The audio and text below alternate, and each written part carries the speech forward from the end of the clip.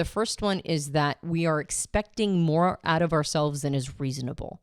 And so our value is not, it's like fantasy metrics, right? They're not real. Like we're either doing our best, right? And we're really trying to perform our best out in the world, and we're either doing our best, and so it's okay to, use those as our estimations, or we're not doing our best and we're beating ourselves up over it. And that's it, right? We're either doing our best and have low self-value because our instruments are off, or we know where we should be at and we're not there. And the only thing we can do to gain self-value is to work toward it, right? And so when people say they have low self-worth, usually what they mean is low self-value. And it usually means because they're not doing what they're supposed to be doing.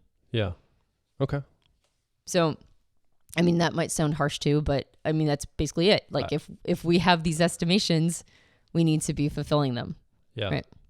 So then after self-value comes... I was going to insinuate one, but you want to go in a certain order. Go ahead. So, yeah. No, you tell me the order, because I've got trust and confidence still.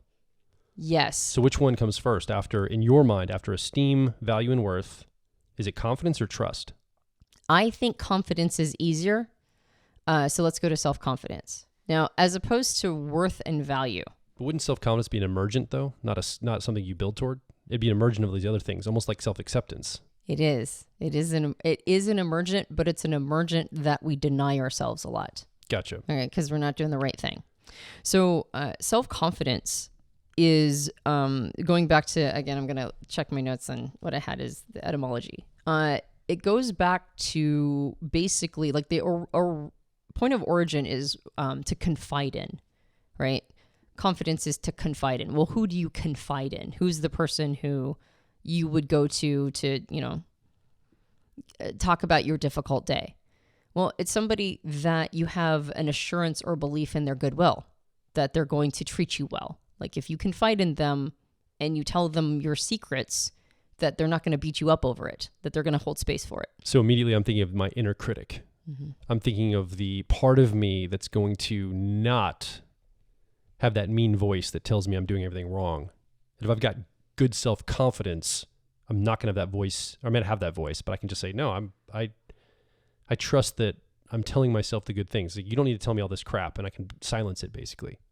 Yeah, well, and not just, like if you went and told your friend your deepest secrets and they just criticized you the entire time and told you that you did all of these, you made every decision was the wrong decision and how could you do that? And it would be like, well, you could still go confide in them later, but are you really going to trust their feedback? Because clearly they're not really helping guide you in the right direction.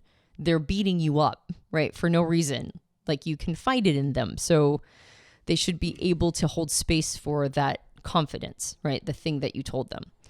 So how do we gain confidence in ourselves? Like you just mentioned, well, we don't beat ourselves up over the things that are true for us, right? Our secrets or the way that we approach life, or like the things that weigh heavy on our heart, the things that mean something to us. We're not going to beat ourselves up over those things because, well, who wants to confide in a person like that? I just wrote down the word undermine. Mm-hmm. We don't undermine ourselves through how we talk to ourselves. Right. Because I think confidence is, we know, if I have a confidence in you, I know that you will not undermine me in our relationship, mm-hmm. in our dynamic. Right. And so we do that to the self. We say, I'm not going to undermine myself through self-criticism, through maybe sharing secrets that I don't really want to share about myself, or parts of myself that are in confidence with me that I shouldn't just put out there for everybody, because I'm undermining my ability to be a vessel of integrity, I guess. Yeah. Well, and that's why the word confidence is also related to the word bold, because if you undermine your ability to, like if you're constantly undermining yourself, you're not going to be creating courage. You're going to be doing the opposite. You're not going to be self-supporting.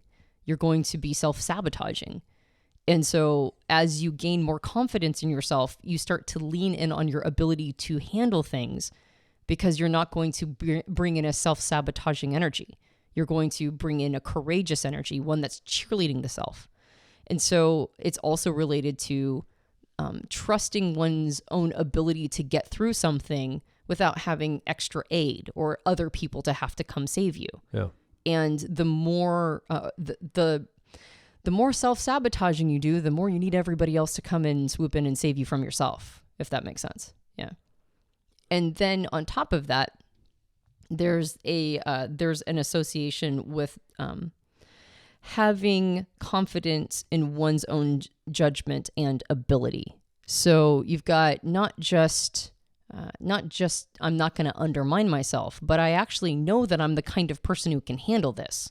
Like, I've watched myself overcome obstacles. And instead of overcoming the obstacle and then beating myself up over everything I didn't do or looking at it as an undermining energy, I'm going to look back at that and go, oh, I totally handled that. That was really good. I'm proud of myself. I'm going to cheerlead myself, and I'm going to now rely on my ability to do that again. So it's not just overcoming obstacles. It's overcoming obstacles and then taking an honest accounting of them and owning all the great things you did to give yourself more courage, more boldness, and more self-assurance to be able to handle a situation like that again in the future. Which, two things, number one, brings self-esteem back into the picture, because you're now estimating again your confidence levels, your ability to overcome things. But number two, and if you're listening, pay attention to this, self-confidence can't be gained by thinking about it or stewing about it. You have to take action to get the reference experience to have the self-confidence.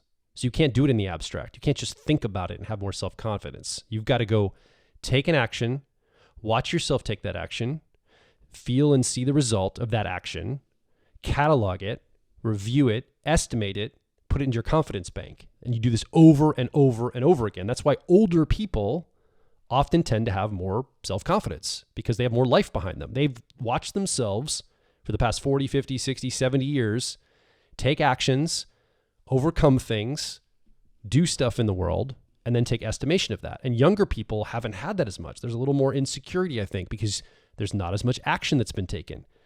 I would say confidence is very much tied to actions.